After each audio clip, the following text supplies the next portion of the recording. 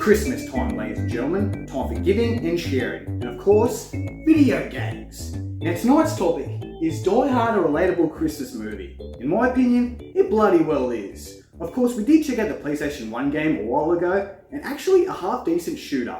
Now when it comes to the ending, what the fuck? That's not the Nakatomi Plaza!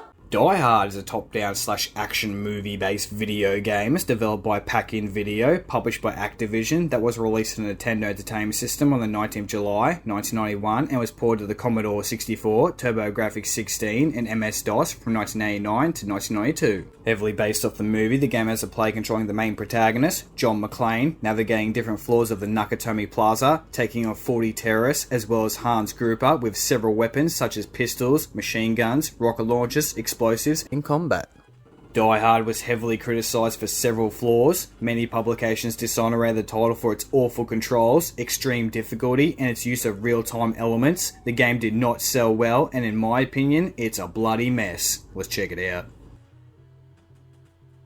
We begin the game taking control of McClane, where the player is thrown immediately into the action and is bombarded with enemy bullets. Jesus, we just started. For what it is, the game is bloody hard, but I'll give the devs some credit as the gameplay follows the movie quite well. So McClane's got to navigate several floors of the Nakatomi Plaza whilst killing 40 terrorists, and there's also 6 locks with timers that Theo's trying to crack. There are weapon upgrades like the SMG that can be looted when killing enemies, because if there wasn't, this would be near fucking impossible. The player uses the radio to interact with Hans Gruber through cutscenes, and I actually dig the illustrations and dialogue. As stated before, pretty on par with the movie. The game's biggest problem would have to be your health bar that does not last long. If you die once, it's all over. And to make the game a little bit more tedious, the devs have implemented a health bar for McClane's feet, which is a bad idea considering it'll slow you down to a snail's pace. This is especially frustrating when entering the 33rd floor.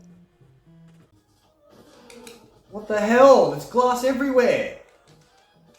Look at this shit! This is a bit ridiculous. What the hell? Fuck! Yep, it's back to the start of the game, and as you can see, you'll die over and over again from bullets and projectiles. From the few hours that I've played, I've gathered that McClane has to collect a bunch of items to enter new areas and floors. Yeah, it gets annoying. Here's what you gotta do. Go to the 35th floor, you'll locate a rocket that one of the dumbass terrorists dropped. Kill this bloke that's down the corridor, grab the key. Unlock this door, head for the roof, kill more goons, go to the staircase, McClane will phone the police for help. Also, take note there's a fire hose around the corner that John says he'd have to be desperate to tie on and jump off. Meanwhile, Hans is directing his men to random floors to search for us. There's also a lot of C4 laying around, grab it. Head to this door, crawl inside, head for the elevator. We then get more dialogue between Theo and Hans. Looks good actually. Head to this room. John will use first aid for his feet and not his actual health bar. Keep in mind there's not much health that's laying around. Head to the 40th floor. You'll locate a rocket launcher. Shoot the main computer. It'll slow Theo down. And this next segment, basically running around mindlessly killing the rest of the terrorists until you find the one with the detonators. It took me a while. We then get more dialogue between Hans and Theo. Use the stairs to enter the roof. Remember that hose? Use it. McClane will bust through the glass. The players then treated the game's final screen. It's a mess. Kill the remaining terrorists. Right, Hans must be in here. We're then told to drop our weapon. Fuck that. Move, Holly. We finally take down Hans, reunite with McClane's missus, and left with the game's ending.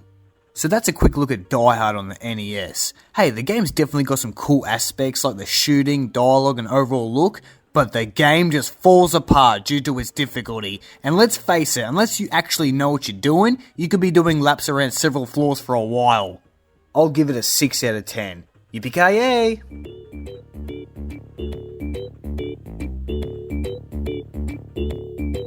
What's this? Present from Santa. Huh. The Pocket Printer is a Game Boy accessory designed to be used in conjunction with the GB camera that allows a user to print out their selfies and share them with friends. Released in 1998, the peripheral runs on 6 AA batteries that use a proprietary 38x30mm thermal paper, compatible with various late generation GB/GBC titles, and was discontinued in 2003. This is pretty niche, but I think it's kinda cool. The player selects a photo of their choice. We'll just go with this one. The image data is then transferred to the printer, and this might take a while. Mad Catz and Exchanger actually sold a cable kit that allows connectivity to a PC for A4 paper prints. Hurry up, this is taking forever. I do believe that this is the original thermal paper, and the ink, yeah, it looks a little dry. You might want to change that out. And that basically sums up the Game Boy printer. Not bad.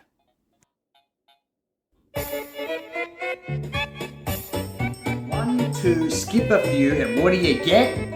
Mario Party 6 is a party game that's again developed by Hudson Soft, published by Nintendo, and is the third game in the series for the GameCube that was released in late 2004 for Japan and North America and 2005 for Europe and Australia. Mario Party was the last game to feature AI autoplay capability, only selling 1.63 million copies, citing it as the worst selling party game of the series. However, it was praised for its use of a real-time day and night system, received mixed scores and a total 71 out of 100 from Metacritic. Let's check it out. Yes, the Big M is back. The game features all 10 playable characters from the previous installment, and with the addition of Toadette, 82 minigames, and this is a big deal. A day and night system was finally implemented, meaning now the board changes as time goes on. This can add a lot to the gameplay. Brighton and Twiller, that act as the sun and moon, yeah, they're fighting for popularity or some shit. Mario's like, yeah, go collect some stars. This feature can also be found in Mario Party 2, but not quite as in depth. The concept for these games don't really change. Go around the board, collect coins, buy stars. Orbs make a return that are a special item that can be found around the board or in the shop, and we all know what they do, they piss the player off. The game also makes use of this thing.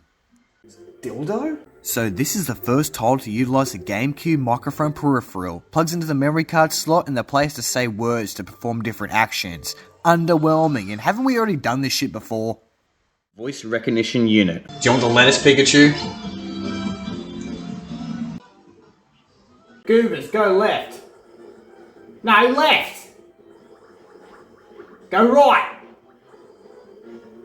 Go forward. Go backwards. No, backwards.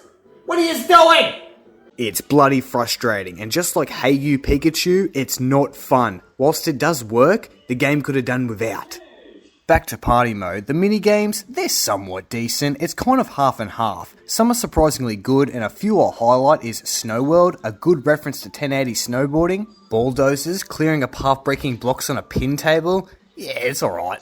Or even Granite Getaway, motherfucker, run and don't stop. However, the minigames that suck revolve around a generic spam fest, and oh, there's a lot of them. And of course, the common bullshit found in every Mario Party, stealing stars and duels. Luigi, I hate you. Each board also has set rules that changes throughout the day and night. Stars might cost 20, next minute they cost 40. The same can be found with roadblocks like Womp, random circles that send the player across the map. Sucks to be you, Peach. But whatever the case, the game's entertaining enough. A lot of people will tell you this is either one of the best or worst games of the series. In my opinion, it's better than I expected. Keep in mind there are other modes like single player adventure and mic minigames, so at least there's a good amount of variety. So yeah. And that brings us to the end. Once again, I want to thank all my people, you, the audience, for tuning into the channel. We've checked out some good, great and horrible games over the year, and it's definitely been interesting. And I hope you've gotten some enjoyment out of this. Once again, thank you. Much love. Goddamn Luigi. Ladies and gentlemen, Merry Christmas, have a Happy New Year, and I'll see you guys in 2024. On these pizzas,